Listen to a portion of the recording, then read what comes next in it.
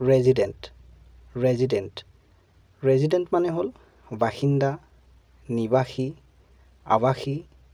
অৰ্থাৎ এখন ঠাইত বসবাস কৰা লোক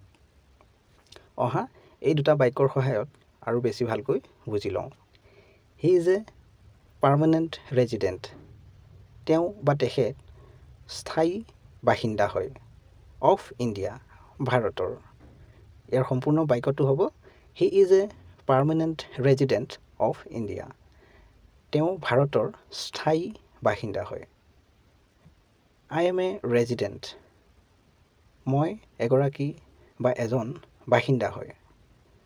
ক'ৰ অফ দিছ প্লেচ এই গাঁওখনৰ ইয়াৰ সম্পূৰ্ণ বাক্যটো হ'ব I am a resident of this village মই এই গাঁওখনৰ বাসিন্দা হয় চেনেলটো ছাবস্ক্ৰাইব কৰি লোৱা কাৰণ এনেধৰণৰ ভিডিঅ'বোৰ ইয়াতে পাই থাকিবা